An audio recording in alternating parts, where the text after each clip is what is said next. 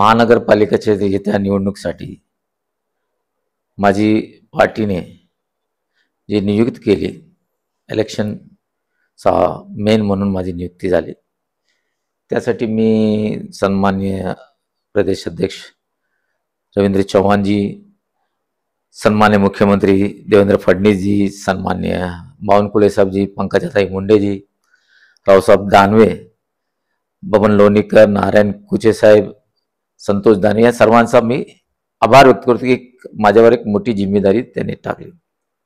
आता ही जिम्मेदारी यशस्वी करण्यासाठी आम्ही प्रयत्न करणार आणि येणारा महापौर, पहिला महापौर भारतीय जनता पार्टीचा होईल.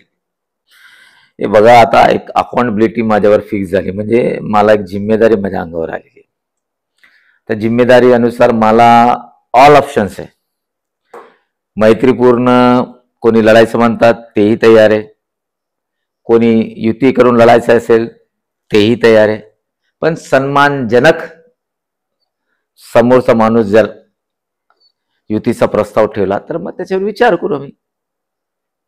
आम्ही दिले नाही, त्यांच्याकडून जर आला तर, म्हणजे जर तिथून जर आला की बाय आम्हाला युती करायची, मग ठीक आहे ना.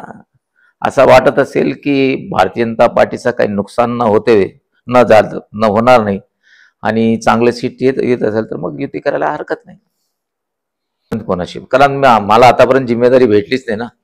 ते पण थोडी म्हणजे कसं असं, जोपर्यंत मला जिम्मेदारी भेटत नाही तोपर्यंत ते पण कसं बोलणार. आता जिम्मेदारी आली ते बोलले तर बोलू आपण. त्याला भाग आहे, त्यात मेरिटवर जे निवडून येईल त्यालाच तिकीट भेटेल.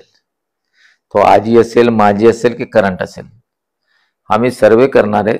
सर्वेची एक टीम आम्ही आता 8 दिवसात तयारी करणार आहे. प्रभाव जे इच्छुक उमेदवार आहेत त्यांची यादी माझ्याकडे आहे आणि जे निवडून येऊ शकतं अशा लोकांची यादी देऊन आम्ही पब्लिकमध्ये सर्वे करणार आणि सर्वेमध्ये जे रिपोर्ट होईल त्यानुसार आम्ही तिकीट देणार.